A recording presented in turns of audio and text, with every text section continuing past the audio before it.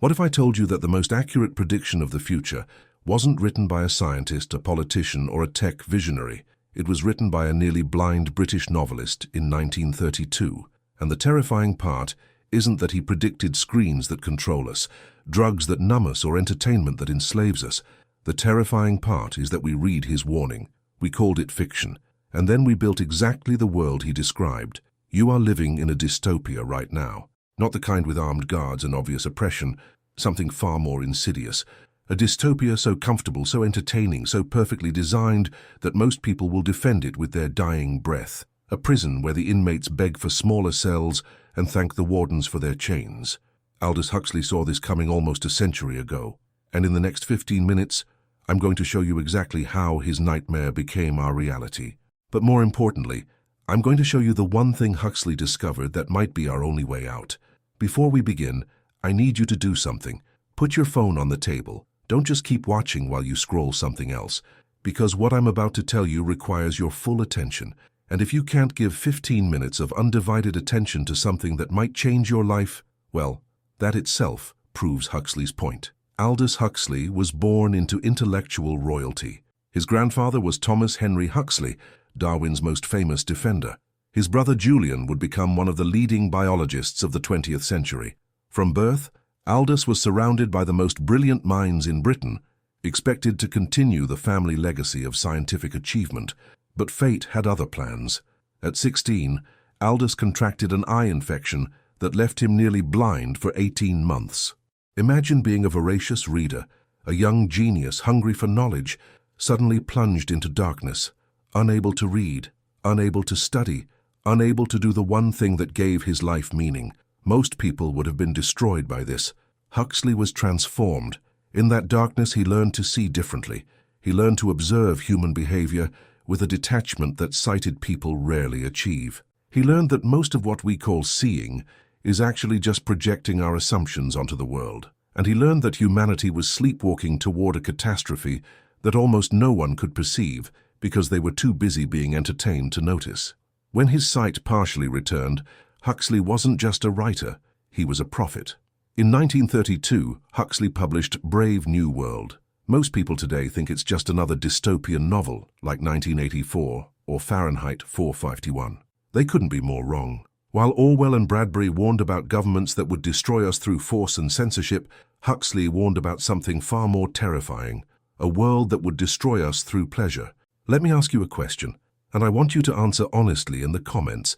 When was the last time you were genuinely bored? Not waiting for something bored, but truly, deeply, existentially bored, with nothing to stimulate you. When was the last time you sat in silence with just your own thoughts for an hour? Most people can't remember. And that's exactly what Huxley predicted. In Brave New World, citizens are never allowed to be bored, never allowed to be uncomfortable, never allowed to experience any negative emotion for more than a few minutes before the system provides them with a distraction or a drug. They have feelies instead of movies, sensory experiences so immersive that reality seems dull by comparison. They have soma, a perfect drug with no hangover that can erase any unpleasant thought or feeling. They have constant entertainment, constant stimulation, constant pleasure, and they are completely, utterly enslaved. Now look at your own life. Look at the device you're watching this on. Look at the apps designed by teams of psychologists specifically to be addictive. Look at how every moment of potential boredom has been filled with content, notifications, likes, comments, endless scrolling through other people's curated lives. We didn't need the government to impose this on us. We paid for it. We stood in line for it. We check it 100 times a day and feel anxious when we can't. Huxley's soma wasn't a pill. It was a smartphone. But it goes deeper than that. Huxley understood that the most effective prison is one where the prisoners don't know they're imprisoned, where they believe they're making free choices when actually every choice has been engineered, where they defend their captivity because they've been conditioned to love it. Think about the things you want, the products you desire, the body you wish you had, the lifestyle you're chasing. How many of those wants are truly yours, and how many were implanted by billions of dollars worth of advertising that you've been exposed to since before you could speak? This is what Huxley called conditioning. In Brave New World, citizens are literally programmed from birth to desire certain things and despise others. They're played recordings while they sleep. They're given electric shocks when they reach for the wrong objects. By the time they're adults, they can't even imagine wanting anything other than what they've been programmed to want. We don't need electric shocks. We have Instagram. We have influencers. We have algorithms that know our psychological weaknesses better than we know ourselves and exploit them for profit. If this message is resonating with you, if you're feeling that uncomfortable recognition that Huxley was writing about your life, I need you to do something right now. Hit the like button and subscribe to this channel, not because I need the numbers, but because the algorithm will decide whether this message reaches more sleeping people or disappears into the void. Every like is a vote for consciousness over numbness. And what comes next might be the most important part. Huxley identified something crucial that most people miss about dystopias. The question isn't whether people are happy. The citizens of Brave New World are ecstatically happy. They have everything they could want. They never suffer, they never struggle. They die peacefully, surrounded by entertainment, pumped full of pleasant chemicals. The question is whether they're human anymore. Huxley argued that what makes us human isn't happiness. It's meaning, it's struggle. It's the capacity to suffer for something greater than our immediate comfort. It's the ability to choose, even when we might choose wrong. So it's the freedom to be unhappy, if our unhappiness reflects something true about our condition. In his novel, there's a character called John the Savage. He was raised outside the world state, in a primitive reservation where people still get sick, grow old, feel pain, and die. When he's brought into civilization, everyone expects him to be grateful. Instead, he's horrified. In a famous confrontation with the world controller, John says, "I want God. I want poetry. I want real danger. I want freedom. I want goodness. I want sin." The controller responds, "In fact, you're claiming the right to be unhappy." And John says, "Yes, I claim the right to be unhappy." That scene was written in 1932. It might be the most important dialogue of the 20th century. Here's my second question for you, and I want you to really think about this before answering. Are you happy? And if you are, is your happiness the kind that comes from a meaningful life, or the kind that comes from being successfully distracted from an empty one? There's a difference. A drug addict can be happy in the moment when they're high. A gambler can be happy when they're winning. A person scrolling through social media can experience little hits of pleasure with every like, every notification, every piece of content that momentarily captures their attention.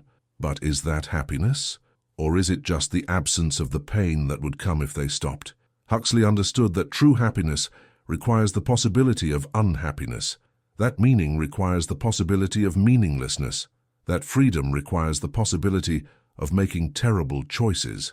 Take away the negative possibilities, and you don't create paradise. You create a zoo where the animals have forgotten they ever lived in the wild. But Huxley didn't leave us without hope. In his later life, he became obsessed with finding a way out. If we were heading toward a brave new world of comfortable slavery, what could possibly save us? His answer surprised everyone, including himself. Huxley turned to mysticism, to meditation, to what he called the perennial philosophy, the core insights shared by all the world's wisdom traditions. He experimented with expanded states of consciousness. He wrote about the need for a technology of self-transcendence that could counter the technology of control. His argument was profound. The system controls us through our desires and fears, through our conditioning, through the endless seeking of pleasure and avoidance of pain. But there's a part of us that is not conditioned, a witness consciousness that can observe our programming without being controlled by it, a space of awareness that exists before and beyond all the thoughts, desires, and fears that the system manipulates. If we can access that space, Huxley believed, we become ungovernable, not because we fight the system, but because we're no longer vulnerable to its controls. You can't manipulate someone who isn't attached to pleasure or afraid of pain. You can't control someone who has found a source of meaning that doesn't depend on external circumstances. This was Huxley's revolution, not political, not technological, but psychological, spiritual, a revolution of consciousness itself. In 1962, a year before his death, Huxley gave a speech at Berkeley that has become legendary. He warned that the future would see a pharmacological method of making people love their servitude and producing dictatorship without tears. He said, "There will be in the next generation or so a method of making people love their servitude and producing dictatorship without tears." They will be distracted from any desire to rebel by propaganda, brainwashing enhanced by pharmacological methods. Remember, this was 1962, before the internet, before social media, before smartphones, before algorithms, before the attention economy. How did he know? Because Huxley understood something fundamental about human nature. We don't want freedom as much as we want comfort. We don't want truth as much as we want pleasure. And any system that offers us infinite comfort and pleasure will have infinite power over us, even if we technically remain free. So where does this leave us? Where does this leave you, sitting there watching this video, perhaps beginning to feel uncomfortable about how accurately this describes your life? Here's what Huxley would say. First, see the prison. That's the essential first step. You cannot escape what you cannot perceive. Most people in Brave New World were perfectly content because they had no idea they were trapped. The moment you see the bars, the moment you recognize the conditioning, the moment you understand how your attention is being harvested and your desires engineered, you've already begun to escape. Second, reclaim your attention. Your attention is the most valuable resource you have. It's what you build your life with.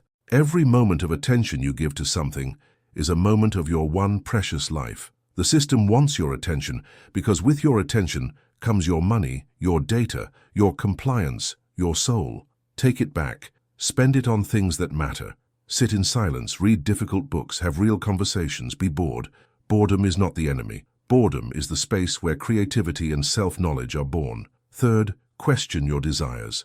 Before you want something, ask, is this truly mine or was it planted? The system is not subtle, it's not trying to hide. It openly admits that it's trying to manipulate you because we've normalized manipulation. We call it marketing, we call it content, we call it personalization, but it's conditioning, plain and simple. Fourth, find meaning that can't be bought or sold. The system can give you pleasure, but it cannot give you meaning. Meaning comes from struggle, from sacrifice, from connecting to something greater than yourself. It comes from creating things that matter, loving people deeply, standing for principles that might cost you something. The system has no defense against meaning, because meaning isn't a product. Final question for you. What would you do if you were truly free? Not legally free, not financially free, but psychologically free. Free from the need for approval, free from the fear of missing out, free from the constant craving for the next hit of stimulation. What would you do? Who would you be?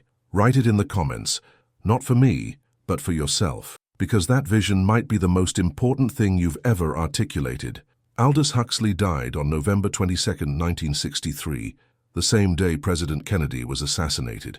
His death went almost unnoticed, overshadowed by the news. Perhaps that was fitting. The man who warned us that we would be destroyed by what we love, ignored in death because something more entertaining was happening. On his deathbed, unable to speak due to cancer, Huxley wrote a final note to his wife Laura. LSD, 100 micrograms, intramuscular.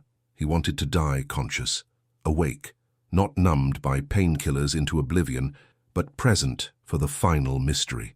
Laura gave him what he asked, and according to her account, Huxley died peacefully, moving toward what she described as the light. He lived what he preached until the very end. Consciousness over comfort, awareness over numbness, the examined life over the convenient one.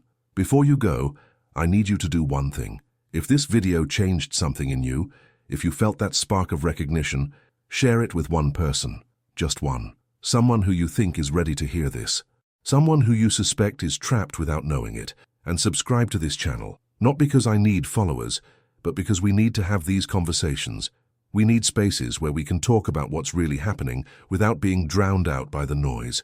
Huxley gave us the warning. He gave us the diagnosis. He even gave us the beginning of a cure. What we do with it is up to us. The question isn't whether we're living in Brave New World. We are. The question is whether we're going to be the happy slaves who never even realize their chains, or whether we're going to wake up. The choice is yours. But choose soon, because every moment you delay, the conditioning goes deeper. The prison gets more comfortable, the chains get harder to see. Wake up, your life depends on it.